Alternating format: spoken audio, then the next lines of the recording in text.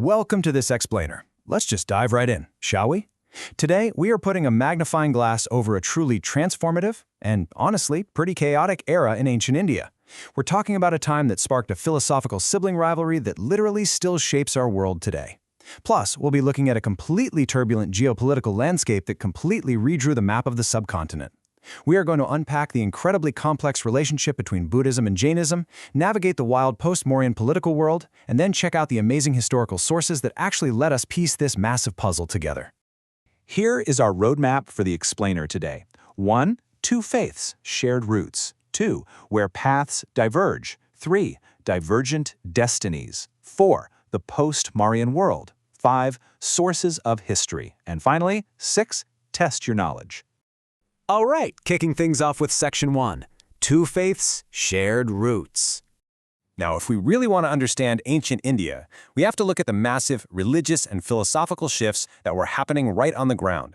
Buddhism and Jainism actually emerged around the exact same time, and get this, from the exact same Vedic roots.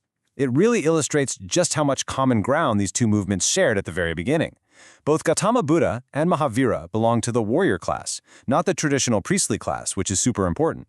Both faiths were highly rebellious for their time. They admitted disciples from all castes and all genders, and they placed ahimsa, or nonviolence, right at their core. But honestly, their most strategic move? They taught in Prakrit. That was the everyday language of the common people. By doing that, they completely bypassed the heavily guarded elite Sanskrit. Moving right along to Section 2, where the paths diverge. So, despite those shared origins, their underlying doctrines eventually took radically different turns. Take karma, for example. For Buddhists, it's all about intent. They believe that only your intentional actions actually create karma. But Jainism? Well, Jainism takes a much stricter, heavier approach. Jains believe that even sheer negligence creates karma. I mean, to put that into perspective, the sources note that Jain ascetics will often completely avoid bathing, simply to avoid accidentally killing any microscopic organisms on their skin. Meanwhile, Buddhist ascetics are totally permitted to bathe. It's a massive difference in everyday practice. So the crucial takeaway here is how these differing views on karma absolutely dictate their ultimate goals. For Buddhists, the belief is that anyone can reach nirvana while they are still living on earth just by following the Eightfold Path. It's designed as a sort of middle way. But Jainism adheres to much more extreme austerities. Following the Triratna, or three jewels, they hold that it's only possible to fully attain nirvana after you die. One philosophy offers an achievable path right now in this life. The other demands absolute, uncompromising rigor until the very bitter end. Which brings us to Section 3, Divergent Historical Destinies. Okay, so we've seen their philosophical differences, right? But how did these ideas actually play out in the real world over the centuries? Well, the answer is dramatically. Buddhism adapted to local cultures, launched these incredible missionary efforts, and became a massive, truly global religion. Jainism, on the other hand, largely stayed put. Now, you might be wondering why. Well, it faced a decline in prominence largely due to that emphasis on extreme ahimsa we just talked about. It made it incredibly difficult for ordinary people to follow perfectly in their daily lives. Add to that a loss of central royal patronage after the Maurya dynasty fell, and critically, a total lack of missionary effort. Today, Jainism chiefly survives in specific regions in India, Gujarat and Rajasthan with the Swetambara sect, and Mysore with the Digambara sect. But hey, do not mistake a lack of global expansion for weakness. There is this remarkable quote directly from our source material that perfectly captures this. Its continuous existence in India for some 2,500 years gives it a unique status as the only Sanskritic non-Hindu religious tradition to have survived in India to the present. Really think about that for a second. While Buddhism largely vanished from its Indian birthplace for centuries before eventually returning, Jainism dug its heels in. It has survived continuously, completely unchanged at its core for 2.5 millennia. That is just staggering resilience.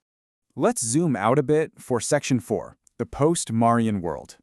So how does this all fit into the broader historical context? Well, the weak successors of the great emperor Ashoka simply couldn't hold the center together anymore. What happened was basically a total fragmentation of the massive Mauryan Empire. Indigenous rulers completely carved up the center, the east, and the deep south of India. But the northwest? That was a different story entirely. This immense power vacuum invited a massive wave of foreign dynasties sweeping in from Central Asia. The actual sequence of these foreign incursions is a totally fascinating story of assimilation. We see the Greeks, specifically the Indo-Greeks, arriving first. They were followed by the Sakas, and then the incredibly powerful Kushans. But here is the real kicker that you should take away from this. These weren't just hit-and-run invaders. They settled down. They were completely assimilated into Indian society. In fact, our sources explicitly note that they were not just Indianized, but deeply Hinduized, adopting local customs, religions, and even administrative practices as their own. Now for Section 5, Sources of Ancient History. At this point, you might be sitting there wondering, how on earth do we actually know all of these hyper-specific details from over 2,000 years ago? Well, historians basically have to act as detectives, piecing together an immense diversity of literature. For instance, we have the Polytext, the Milinda, which literally captures the philosophical questions of the Indo-Greek king Menander. We use early Chinese Han chronicles to track the history of the Kushanas in India. The Puranas and epics document the rise of early Hindu cults for us, while Brahmanical texts like the Manusmriti give us these vivid glimmers into the incredibly strict societal rules of the era. We've also got what are known as classical accounts. These are Greco-Roman texts written by people thousands of miles away. Pliny's Naturalis Historica, for example, gives us vital on-the-ground insights into the booming trade routes between Italy and India. It just goes to show you how deeply connected the ancient world truly was. But of course, words on a page aren't enough, right? We need hard physical proof. Enter archaeology, which perfectly corroborates these ancient texts. We've literally dug up coins explicitly inscribed with the names of those very Indo-Greek rulers we were just talking about. We find wheel-turned redware pottery with highly specific stamped and incised designs, marking the exact technological footprint of these civilizations. All this physical evidence takes the mythology and the old chronicles and anchors them into hard historical fact. All right, time for Section 6, Test Your Knowledge. We have covered a ton of ground today, from religious schisms and the fall of empires to the amazing detective work of modern historians. Now, let's see how well you've absorbed the material. We are pulling a real previous year question from the UPSC, which is India's premier civil service examination. If you're a focused learner, this is your moment to shine. Are you ready? Let's do this. Okay, the question asks, which of the following are features of Mahayana Buddhism? Is it 1. Deification of the Buddha, 2. Treading the path of bodhisattvas, or 3. Image worship?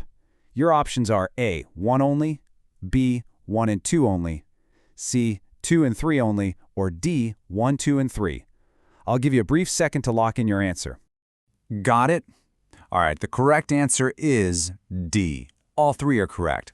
As Buddhism adapted and evolved into the Mahayana tradition, it incorporated the deification of the Buddha, a super deep focus on the bodhisattva path, and the utilization of image worship and specific rituals. If you nailed that, excellent work. To wrap up this explainer, I want to leave you with a bit of a philosophical curveball based on everything we've just unpacked. We saw Buddhism adapt, absorb local forms, and spread completely across the globe. Meanwhile, we saw Jainism refuse to compromise its strict ahimsa, forego expansion, and ultimately survive continuously in its homeland for 2,500 years. So I leave you with this question. If you were building a philosophy for the ages, would you rather adapt to conquer the world or remain entirely unchanged to perfectly preserve your core identity? Thanks so much for joining me for this explainer, and keep learning.